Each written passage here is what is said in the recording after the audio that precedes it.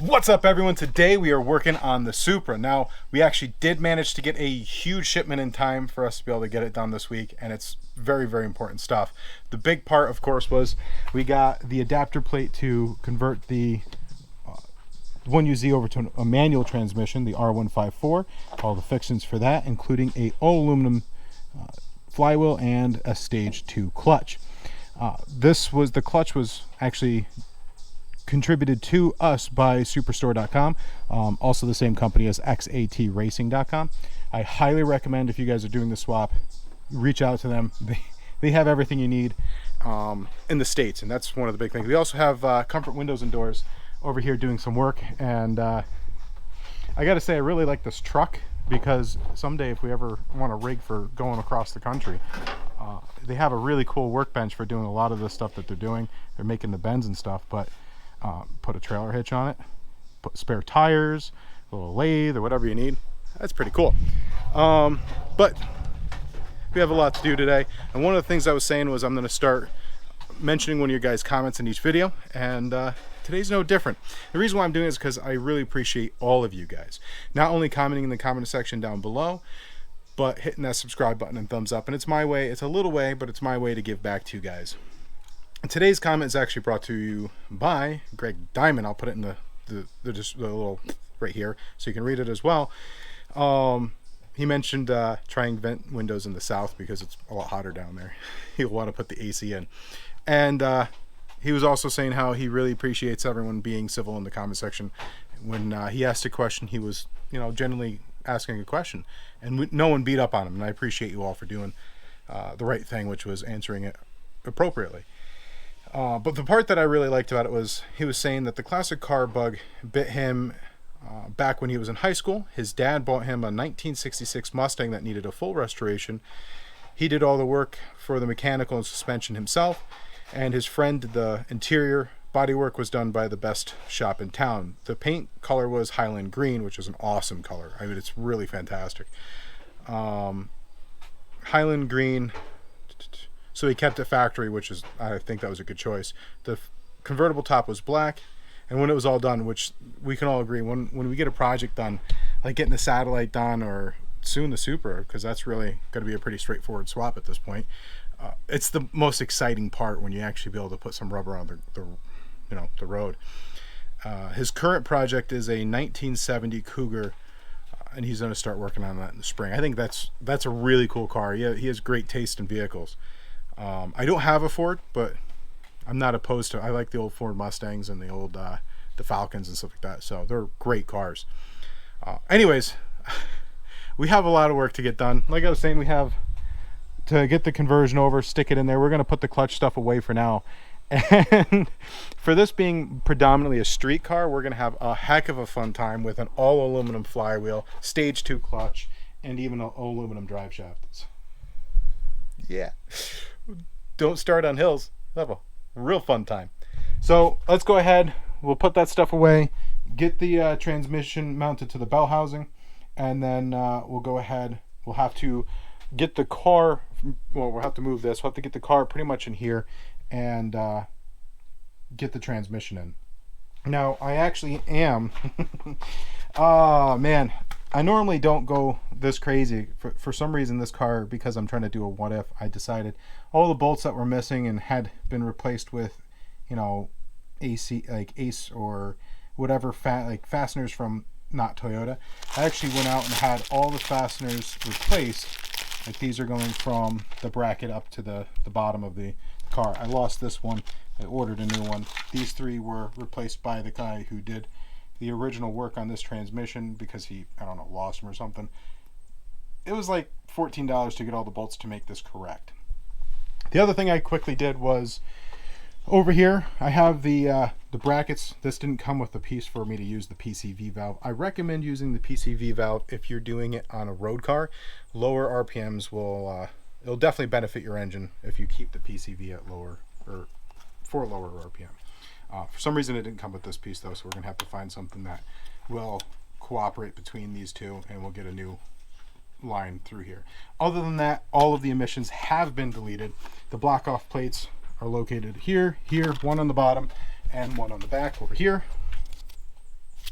And what else? Oh, this throttle body is actually off of a 1991 LS400, and the reason why I went with that was because this one doesn't have the traction control. So you can see it is, I cleaned it up already. I cut the coolant line spot on the bottom of this off, so not only does it clean it up, makes it look nicer, but yeah, it shaves, I don't know, 5 ounces or whatever, who knows. But this is what the original one looked like. So you can see there's 2 butterfly valves in here. There's another huge chunk on it. You can see the coolant base on the bottom here, that's cut off.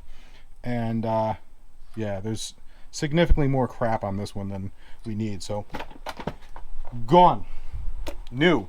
I have to find the rest of my little vacuum hose plugs here because we don't want this thing to be sucking air.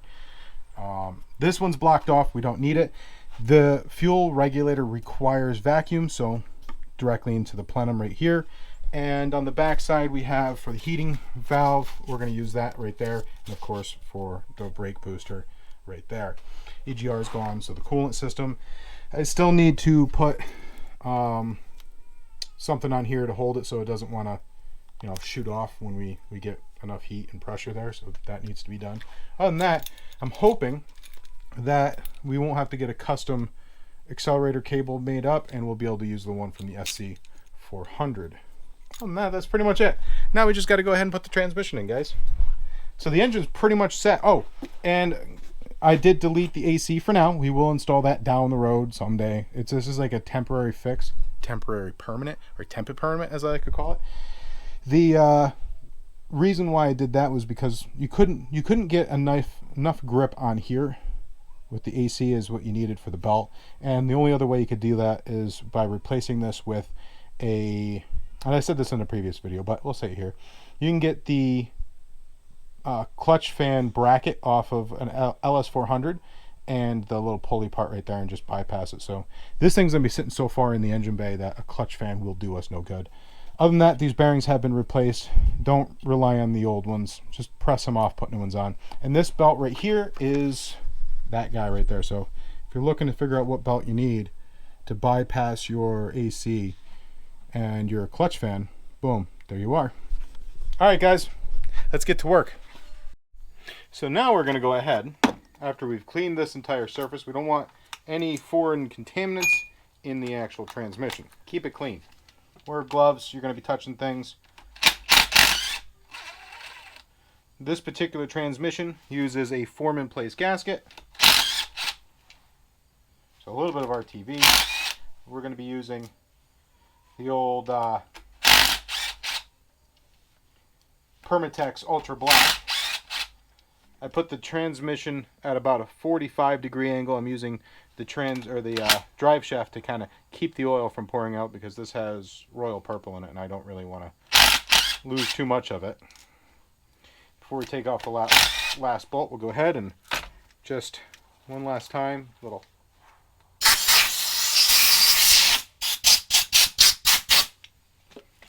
All right.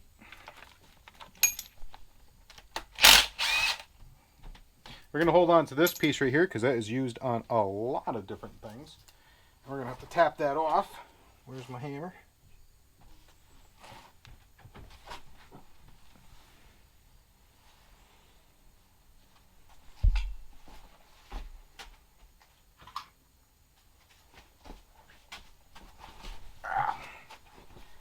Wouldn't you believe it? It was in its appropriate home.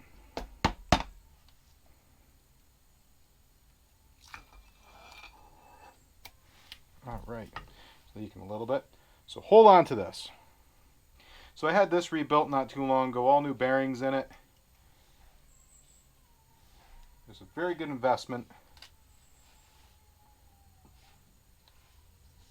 Now we want to make sure to get all this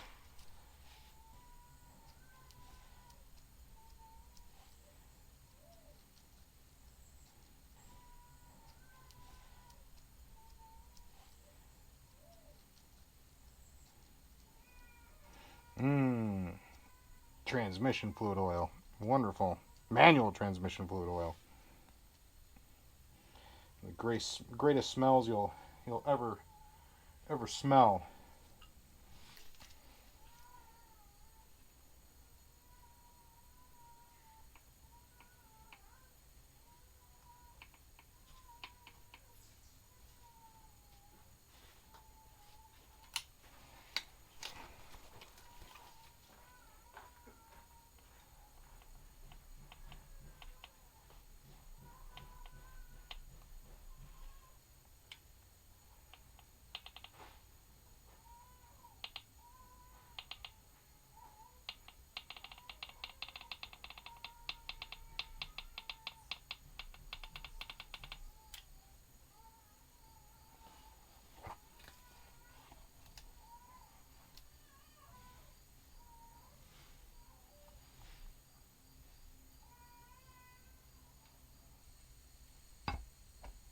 line them up like so, and bolt it on.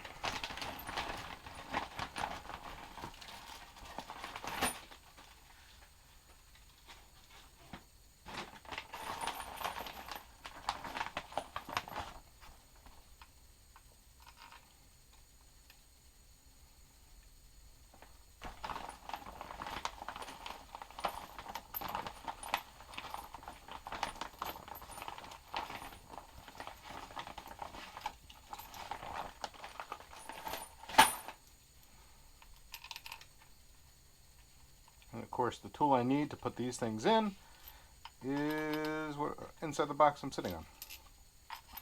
Very well prepared, guys. I am 100% prepared for what I am doing at this very moment.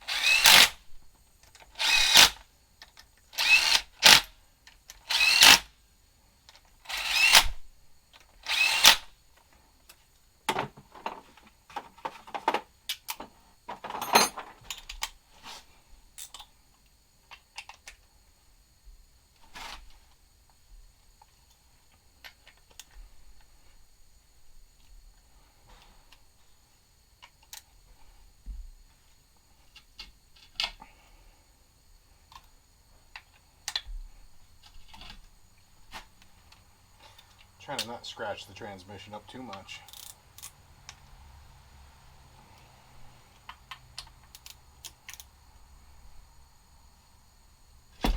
Woohoo.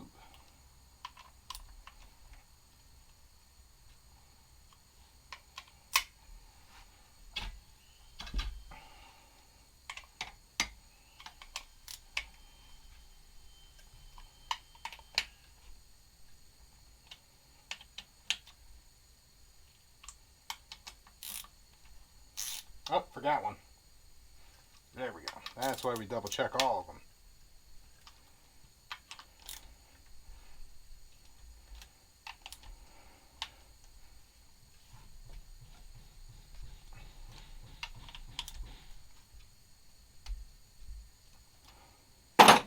All right, to the next part.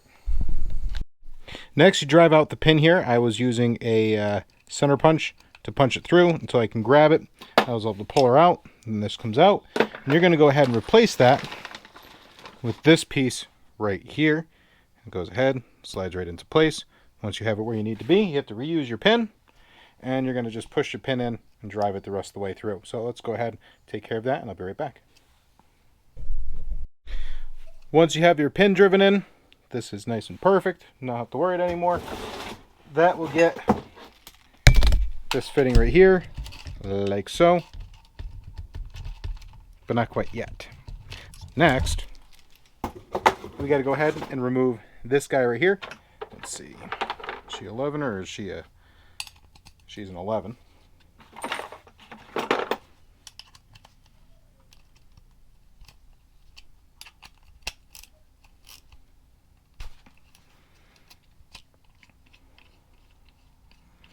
So this becomes an extra fitting like the other one. Next, we're going to go ahead and use, where did that end up?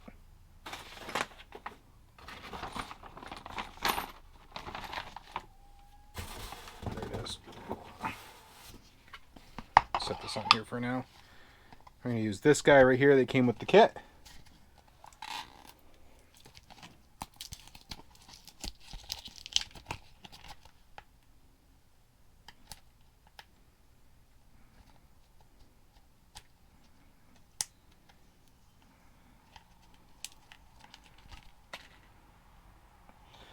we're going to want to use this side like that. Slide that on. This one looks a little bit bigger, more like a 14er. Nope. 16. Send that one home.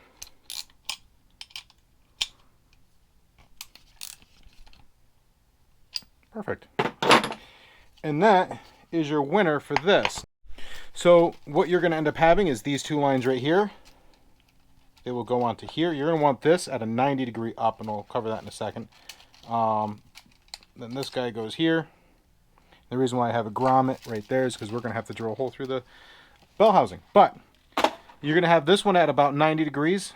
This adapter has a whole bunch of choices for you. We're going to go ahead and just pick the 90 one. That will allow us to get away with that. Now you're going to use your banjo bolt, which came with this kit. That will go to your master cylinder, but we'll cover that another time.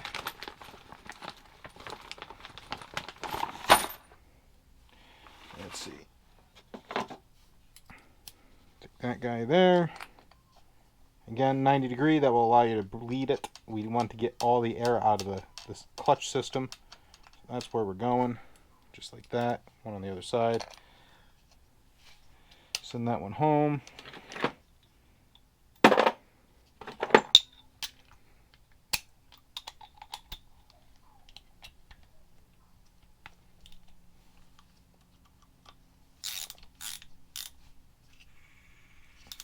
Remember, it is aluminum. Too tight, two pieces. Don't pull your threads out. All right, next step. Guys! Oh, of course, this is just the mock-up one. But this is exciting. A little bit of love tap on the firewall right there. I mean, literally just it was scratching the paint a little bit, and I didn't want it to, you know, so I just rawhide mallet, quick little love tap. We do need to deal with the brake booster on this side. It looks like we will have to go ahead and get the truck version of it, which is a little bit narrower and a little bit longer. So not a big deal. We just have to track one of those down. And other than that, she fits. The reason why we have to do that, of course, is just the valve covers are being inhibited when they go in. She's a tight fit, guys. Not down below. We still have to make mounts for it, obviously. We're going to have to break out the old plumb bob tomorrow and kind of see where things are going to land center-wise and make sure she's perfect. Height, this is where she is right now, is where it has to be. I'll throw the hood on real quick to show you the fitment, but it is a tight squeeze in here. We have all of this room, mind you. We have all of this right here. There's quite a bit of space, so we will have to use electric fans on the radiator. Otherwise, even if we switch over to a clutch fan, it will not have enough air movement. So, yeah, we got a lot yet to do. So let's go ahead and throw the hood on here so you get an idea of fitment. So it's a good thing this car came with that Cal induction style hood, because I'll tell you what, just take a look at that fitment. It does get a little bit better further you go back, but she's pretty much where she needs to be. We might be able to sneak her down a tiny bit, but as you can see, I don't really want it to get too close to the rack. I could probably drop it down about a quarter more of an inch. But tomorrow, engine mounts, get this in here. Once we have the engine mounts, we'll be able to pull this back out, leave the transmission in place, and then sling the actual engine in here, and we can get to work getting other things done. We will have to take that booster off for tomorrow, though. Well, guys, this is a project that I've been wanting to take care of for the past 5 years. A lot of things have come up as soon as I start this project. Life gets in the way. We found the Buick. It's always gotten pushed off, and I'm really excited that we are really pushing forward with like light speed on this thing, and it will be done before you know it. There's a lot of little things we still need to take care of, and some big things we need to take care of. Everything is minute, as trimming bolts like this to dealing with the wiring issue. But this is big, guys. We have to get the mounts made. I would have just ordered them, but we have a bit of a crisis going on. So parts are going to have to, pretty much what we have to work with right now is what we're going to be able to work with. We have an issue with our roof. I'm going to have to replace the roof come this spring, and we have a lot of damage that I didn't even know about until they started repairing some of the soffit work that was done 5 years ago. Unfortunately, the front of the house, the fascia and soffit it's temporarily put back together, but as you can see some of the pictures here, it's bad. So springtime, I'm going to have a pretty hefty bill to deal with, trying to get the roof and the soffits and the fascia correct, because you can't just live life patching little things. You got to, you know, sometimes you just, yeah, it's going to be pretty rough. So yeah, we'll figure out what we're going to do in the spring, but for now we're going to go ahead and push forward on the Supra. We have everything other than a few things that we need, like for example, we need the brake booster for from a pickup truck, so that we can fit this engine in there properly.